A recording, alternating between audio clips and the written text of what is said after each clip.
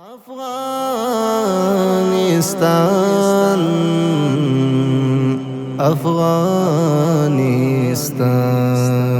د اسیا زړه دی لکه زړه را باندې ګران. کونړ ولایت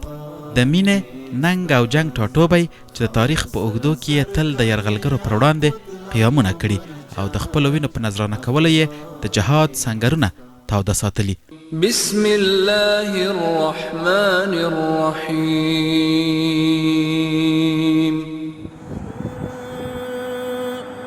د بوري مور د زړه ټوټه د دوزۍ مړی پلار څادر د کونډې د یتیم څړیکا او پیغام افغانستان د اسیا زړه دی لکه زړه را باندې ګران. افغانستان خاوره سره زرکړې یاقوت لعل او مرجان. افغانستان له هر دښمن نه یې دفاع د خپل ځان بولو فریضه.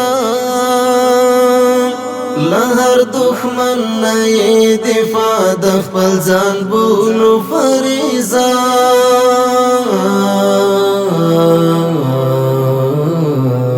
لکه سر ساتو یې په سر او شیرین ځان.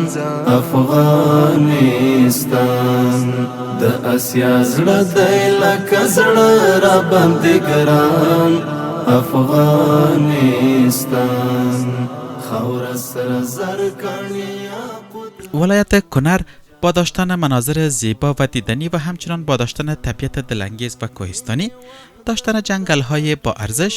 و دریاهای پرتلاطم شناخته شده که هر کدام اینها به زیبایی این ولایت افزوده است. وحدت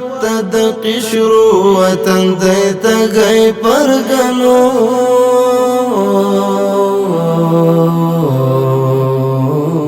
د شفقت اورور ولې غړي باران. افغانستان د اسیا زړه دی.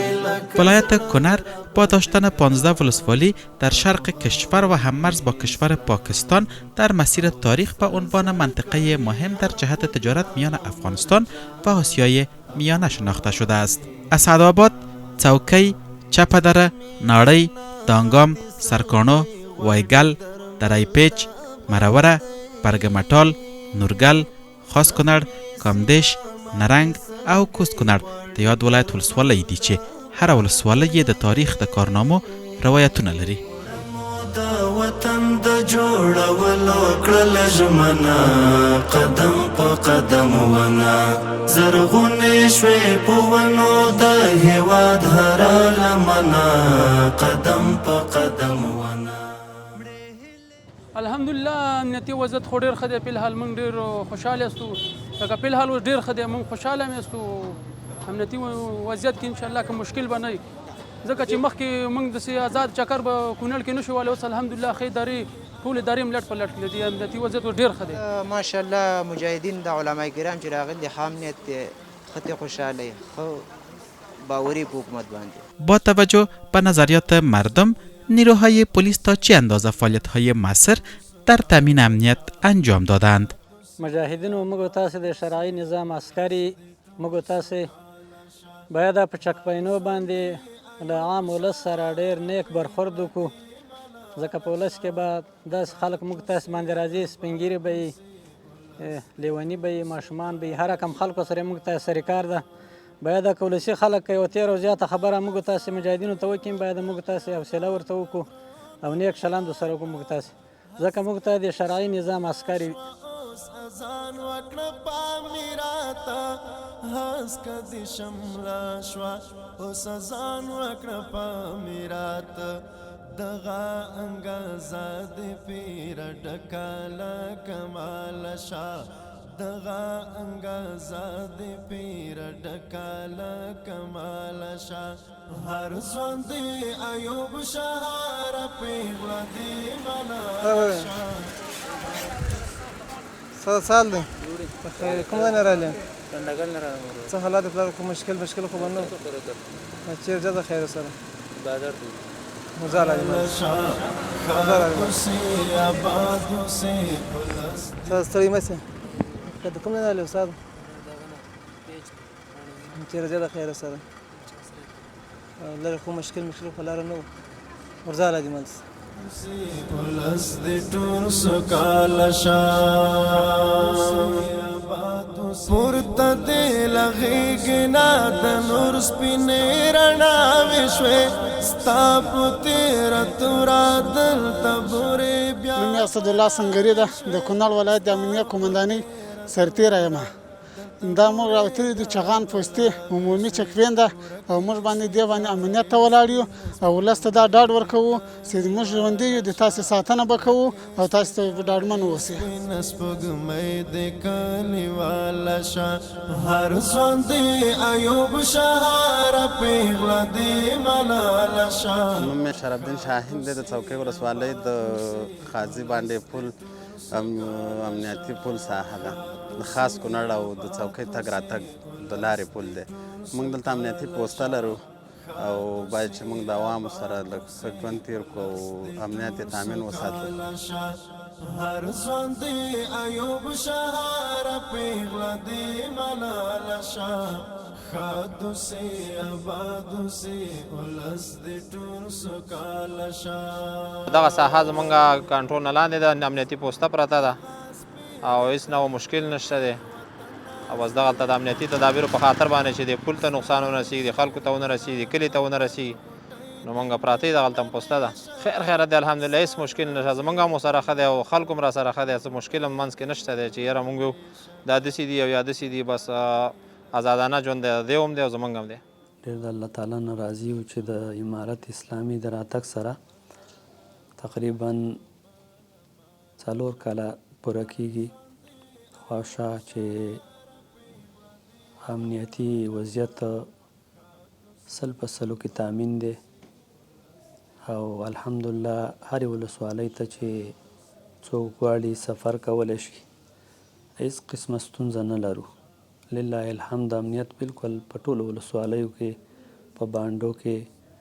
100% کې الحمدلله تامین کونړ کې اوس وضعیت امنیتي وضعیت برابر ده 100% برابر ده نه نظام ته انشاءالله داسې ستونزه شته چې هغه قابل د تشویش وي نه ولس ته داسې ستونزه شته چې هغه قابل د تشویش وي له موږ نه مخکې مسؤلینو هم په امنیتي برخه کې دلته ډېرې هڅې کړي دي خپل مسؤلیتونه یې ادا کړي دي یعنې زیار یې ښکلی ده یعنې د هغو له مخکې له مونسکو مسؤلینو په امنیتي برخه کې هغو هم کافي مشکلات حل کړي په امنیتي برخه کې د هغو نه موږ مننه کوو خو موږ چې راغلي یو موږ هم خپل نوي طرز باندې مثلا خپل پلانونه برابر کړي دي امنیتي پرسونل ته په مناسبو ځایو کې چې کوم ځایو کې دوی ته ضرورت و هلته هم ځای په ځای کړي دي کوم چې دوی ته خنډونه او مشکلات و هغه هم حل کړي ښه امنیتي وضع الحمدلله زمونږ او د ولس ترمنځ هماهنګي ده وحدت دی اخوت دی او محبت او الفت دی